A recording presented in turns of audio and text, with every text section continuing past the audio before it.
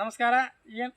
ನನ್ನ ಹೆಸರು ಸಾಗರ್ ಬೆಳಗಲಿ. ನಾನು ಇವತ್ತು ಒಂದು ಕಬ್ಬಿನ ಬೆಳೆಯ ಪ್ಲಾಟ್ ವಿಸಿಟ್ ಮಾಡಲು ಬಂದಿದ್ದೇನೆ. ನೋಡ್ಬೋದು, ಇವತ್ತು ನಾವು ಒಂದು ನಮ್ಮ ವಿವಾಕ್ಸಾನ್ ಪ್ರಾಡಕ್ಟನ್ನು ಕೊಟ್ಟು ಇದಕ್ಕೆ ಸ್ಪ್ರೇ ಮಾಡಿಸಿದೆವು.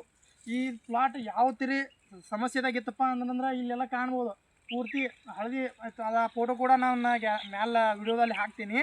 ಆ ಫೋಟೋ ಕೂಡ ನೋಡ್ಬೋದು. ಆ ಫೋಟೋ ಈ ಫೋಟೋಕ್ಕೆ ಏನೆಲ್ಲ ಚೇಂಜಸ್ ಆಗಿದೆ ಅಂತ ನೋಡ್ಬೋದು. ಯಾಕಪ್ಪ ಅಂದ್ರೆ ಇಲ್ಲಿ ಕಾಣ್ತಾ ಇದೆಯಲ್ಲ, ಈ ರೀತಿ ಎಲ್ಲ ಪ್ಲಾಟ್ ಎಲ್ಲ ಕಲರ್ ಆಗಿತ್ತು, ಅಂದರೆ ಹಳದಿ ಹೊಡೆದಿತ್ತು.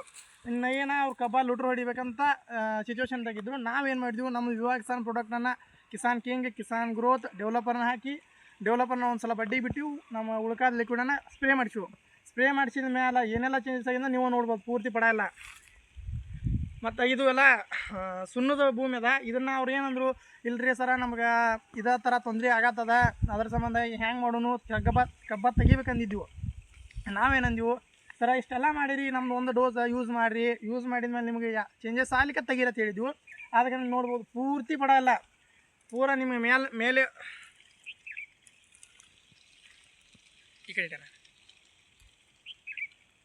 ಮೇಲೆ ಒಂದು ಫೋಟೋ ಕೂಡ ಹಾಕಿದ್ದೇನೆ. ಆ ಫೋಟೋದಲ್ಲಿ ನೋಡ್ಬೋದು ಪೂರ ಈ ಪ್ಲಾಟ್ ಮನಸ್ಸಿಗೆ ಬರೋಂಗಿಲ್ಲ ಆ ರೀತಿಯಾಗಿದೆ.